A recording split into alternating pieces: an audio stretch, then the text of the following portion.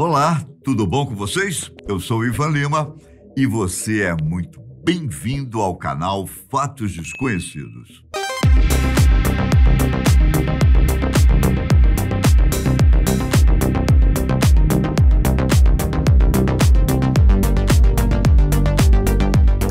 De todos os trágicos desastres da história da aviação, existe um que é considerado o maior de todos os tempos. Uma tragédia que não aconteceu em pleno ar e muito menos por terrorismo ou ato suicida, mas sim por causa de uma combinação de infelizes fatores, desde erros humanos até interferência do clima. Tudo isso fez com que, em 1977, dois Boeing 747 colidissem em uma pista de decolagem. O resultado? 583 vidas perdidas. O desastre foi tão marcante que os procedimentos da aviação passaram por uma série de mudanças nos anos seguintes, todos com o objetivo de melhorar a segurança e impedir uma nova tragédia desse tipo. O palco do acidente foi o aeroporto de Los Rodeos, na pequena ilha de Tenerife, que faz parte do arquipélago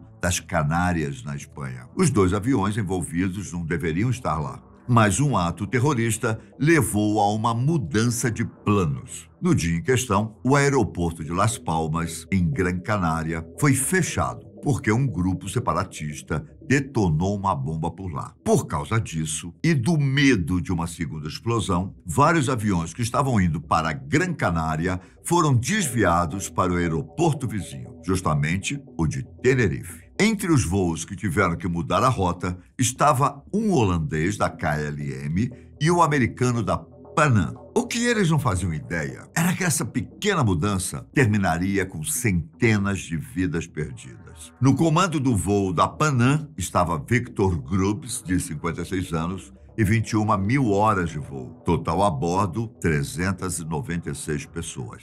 Já do lado da KLM estava o capitão Jacó Van Zanten, de 50 anos, e com quase 12 mil horas de voo. Total a bordo, 248 pessoas. No caso de Van Zanten, ele era considerado o melhor piloto e instrutor de Boeing 747 da KLM. Seu rosto aparecia em vários anúncios da companhia aérea. Tanto é que antes de saber que ele estava envolvido no acidente, a empresa pensou em chamá-lo para ajudar na investigação. Em pouco tempo, o aeroporto de Las Palmas ficou cheio de aviões que precisaram desviar as rotas. E cada um teve que esperar horas até que pudesse partir. No caso da Pan Am e da KLM, cerca de 1h30 depois de chegarem, veio a informação de que Las Palmas estava aberto para tráfego. Foi nesse momento que começou a segunda parte dos infelizes fatores que levaram ao acidente. O avião da Pan Am e o avião da KLM estavam parados,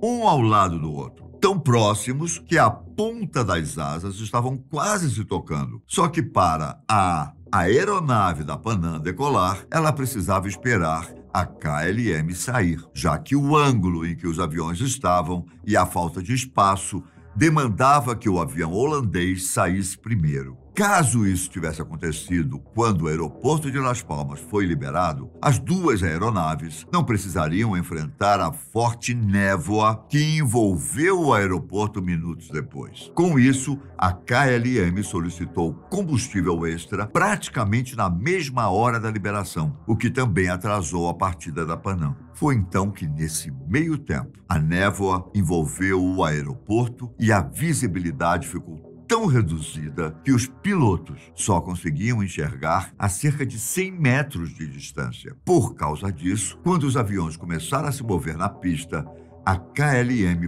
praticamente desapareceu. A névoa não era um fenômeno tão raro no aeroporto de Tenerife. O lugar foi construído em uma área comum de se formar nevoeiros do mar. Então, episódios do tipo já tinham acontecido. O que nunca havia acontecido era praticamente um congestionamento no aeroporto, com vários aviões aguardando para decolar. Como o aeroporto estava cheio, a rota normal de partida foi bloqueada e os aviões tiveram que taxiar na própria pista de decolagem. A KLM recebeu a instrução da torre de controle para andar por toda a pista e, ao final, fazer uma curva de 180 graus para partir. Logo depois, a torre deu o comando a Panam para seguir a KLM, mas ao invés de ir até o final da pista, o avião americano deveria entrar na terceira saída, à esquerda, e usar a taxiway paralela para chegar no mesmo ponto da KLM. Só que, no caso, depois que ela tivesse partido. Trocando em miúdos, essas duas instruções colocaram 2 Boeing 747 na mesma pista ao mesmo tempo, sem que um não conseguisse ver o outro por causa da névoa. Para piorar, a torre de controle também não conseguia enxergar os 2 aviões. Em primeiro lugar, por causa do mau tempo, e em segundo, porque o aeroporto não tinha radar para rastrear os aviões no solo. Claro que se não tivessem acontecido mais mal-entendidos, as 2 aeronaves teriam seguido o plano da torre de controle, mas não foi isso que aconteceu. Depois de fazer a curva de 180 graus, o capitão Jacob Van Zanten precisou aguardar até receber a autorização para a decolagem. Tudo deveria acontecer assim que o avião da Panam saísse da pista em segurança. Entretanto, a baixa visibilidade impediu a tripulação e o capitão Victor Grubbs de encontrar a saída correta. Eles identificaram tranquilamente as 2 primeiras, mas acabaram passando da terceira e, consequentemente, ficaram mais alguns segundos na pista. Segundos que poderiam ter feito a diferença. Ao mesmo tempo, o avião da KLM fez suas verificações de costume e o primeiro oficial comunicou à torre que estava tudo certo para decolar. Nesse momento, a tripulação da KLM recebeu instruções sobre a rota que deveria fazer quando estivesse no ar, sem nenhuma declaração direta de que estavam autorizados a decolar. Mas o primeiro oficial respondeu com uma frase um tanto quanto incomum: "Estamos agora na decolagem." Segundos depois, o capitão Van Zanten soltou os freios e respondeu: "Estamos indo." Acredita-se que o cansaço e a irritação dos contratempos, misturados com a ansiedade de partir, fizeram com que a equipe da KLM interpretasse de forma errada as instruções. Seja como for, nesse momento da história, o avião holandês disparou na pista cheia de névoa, sem a permissão para decolar. E o mais importante, com outro Boeing 747 à frente. Assim que o controlador e a Panam escutaram no rádio a afirmação "na decolagem", o avião e a torre decidiram ter certeza do que estava acontecendo. Ninguém imaginava que a KLM realmente estava partindo, mas por via das dúvidas, era melhor confirmar. O primeiro oficial da Panam comunicou que o avião americano ainda estava na pista e, no mesmo instante, a torre de controle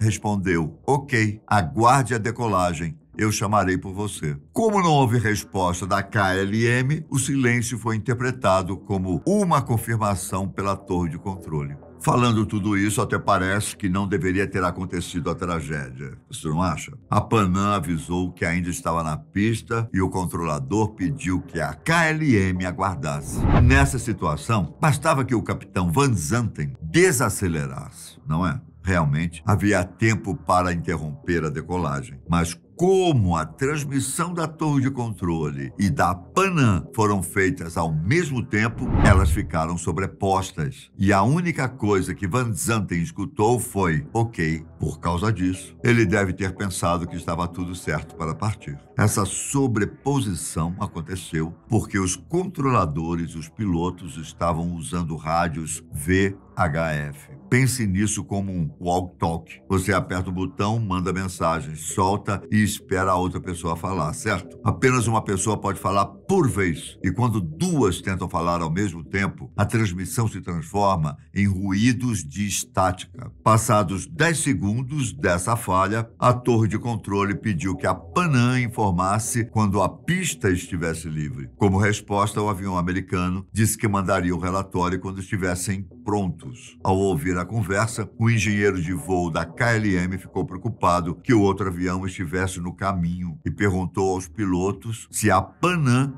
já tinha desocupado a pista. Foi então que o capitão simplesmente respondeu sim. com bastante confiança. Mas ele não poderia estar mais enganado. O copiloto da Panam só conseguiu ver a KLM quando o avião estava a uma distância de 60 metros. Por estar a 240 km por hora, a aeronave percorria essa distância rapidamente, sem acreditar que o Boeing holandês estava se aproximando. Tanto o piloto quanto o copiloto da Panam começaram a gritar na cabine que deveriam sair da pista. Você consegue imaginar o desespero? O piloto Victor Grubbs empurrou toda a alavanca de impulso e virou o avião para a esquerda, o mais rápido que conseguiu. A ideia era jogar a aeronave na grama para que o outro avião conseguisse decolar. Acredita-se que Van Zanten tenha visto a Panam no mesmo momento que o voo americano, já que ele tentou levantar bruscamente o nariz do avião, com tanta força que acabou arrastando a própria cauda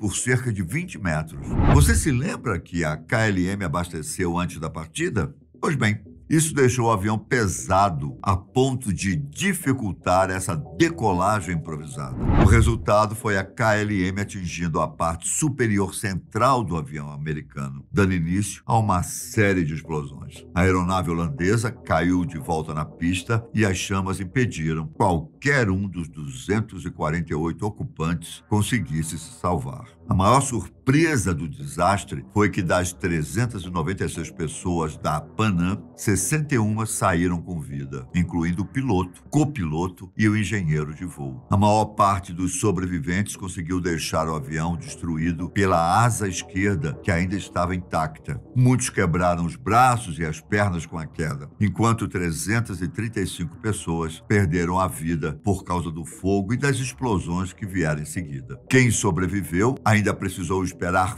vários minutos pelo resgate, já que a equipe de emergência não fazia ideia de que 2 aviões estavam envolvidos no desastre. Sabe por que eles não viram que eram 2? A névoa atrapalhou outra vez. Além de manter o aeroporto de Tenerife fechado por 2 dias, a tragédia fez com que os regulamentos da aviação passassem por sérias mudanças, principalmente com a introdução de frases padrão e destaque no inglês como idioma comum. Por exemplo, não é mais permitido que seja falado apenas ok em determinada situação. Agora é necessário ler os detalhes principais do procedimento. Além disso, a palavra decolagem passou a ser usada só em casos de autorização ou cancelamento. Como substituta, a palavra partida começou a ser usada entre a tripulação e os controladores. Até mesmo as relações hierárquicas entre a tripulação sofreram mudanças. Depois do desastre, algumas decisões passaram a ser tomadas em comum acordo para evitar desentendimentos, como o que aconteceu na KLM. Nós, da Fatos Desconhecidos, esperamos que a tecnologia continue avançando cada vez mais na aviação para evitar desastres como esse. A você, um forte abraço, fiquem com Deus e até mais. Tchau!